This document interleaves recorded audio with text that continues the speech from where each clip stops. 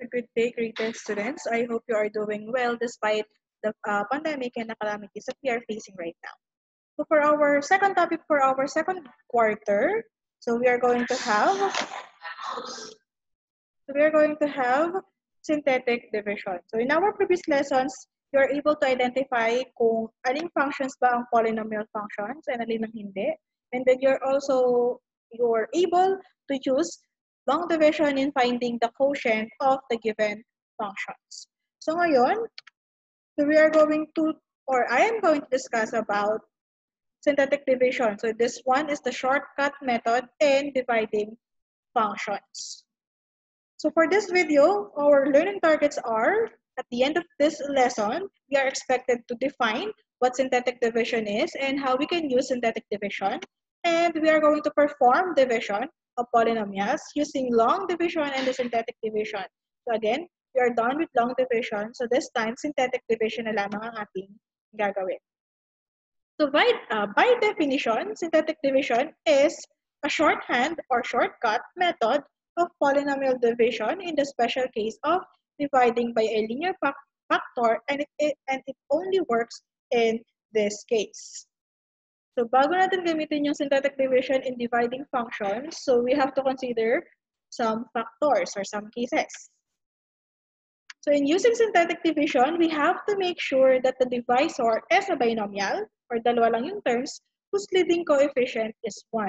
So ibig sabihin, dapat ang ating binomial, ang kanyang numerical coefficient is 1. Otherwise, kailangan nyo munang i-divide yung full divisor ninyo dun sa numerical coefficient ng x, or ng variable. And secondly, you also have to make sure that the degree of the divisor or of the binomial is 1. So para ma-identify natin kung ano ang degree ng ating divisor, tingnan lang natin kung ano yung ating highest exponent dun sa ating binomial. So let's have some examples for synthetic division. So for this one, or for example number 1, we are going to divide using synthetic division 2x cubed minus 3x squared plus 4x minus 1 by x plus 1.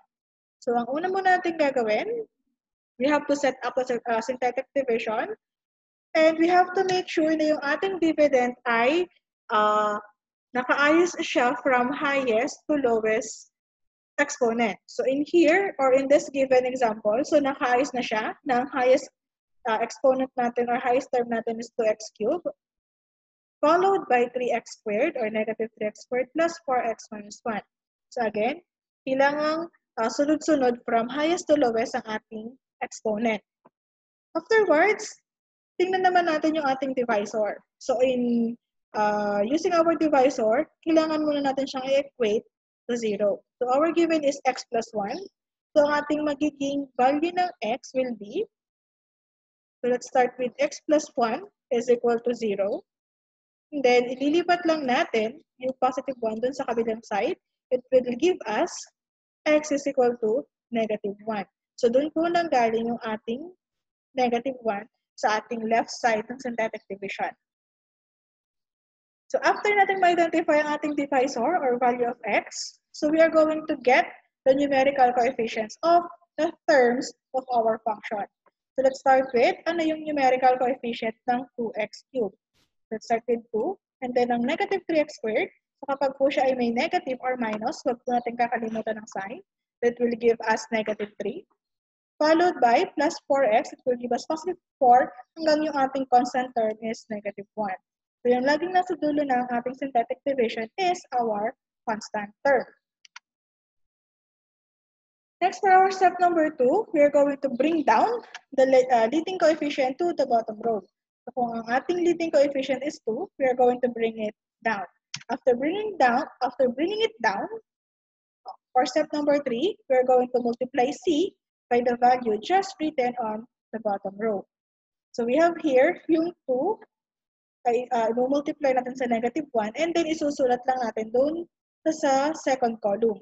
So we have here negative 1 times positive 2, it will give us negative 2. Next, for our step number 4,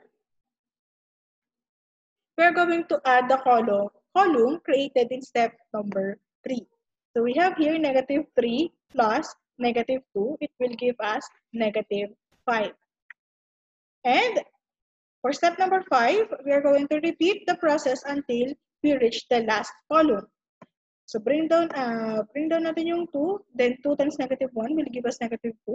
Then again, negative 3 plus negative 2 is negative 5. Then negative 5 times negative 1 will give us positive 5. Then pag plus lang natin, 4 plus 5, it will give us 9.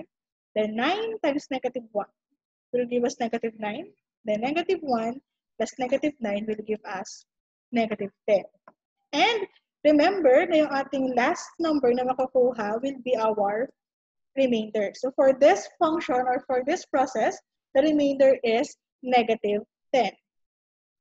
And for step number 6, so balikan natin yung ating given na 2x cubed minus 3x squared plus 4x minus 1 divided by x plus 1. And balikan din natin yung ating nakuhang sagot kanina.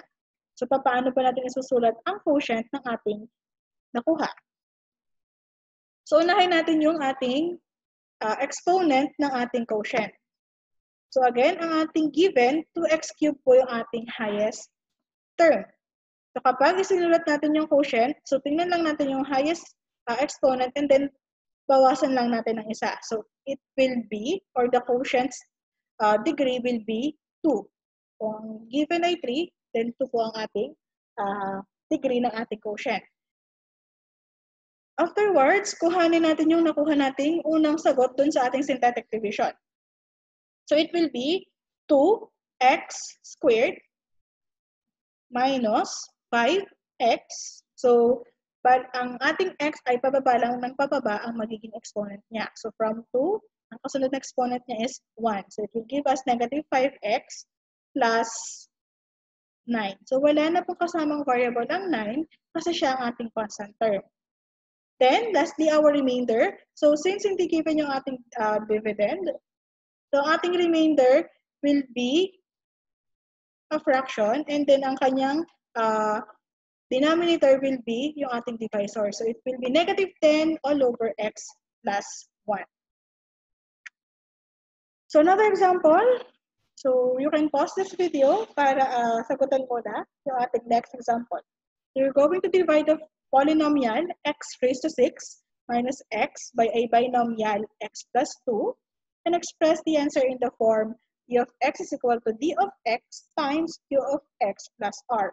So ito po yung gagamitin nating format for our final answer. So let's see. So kung babalikan natin yung step-by-step process, so it will look like this. And ano yung mapapansin natin sa given?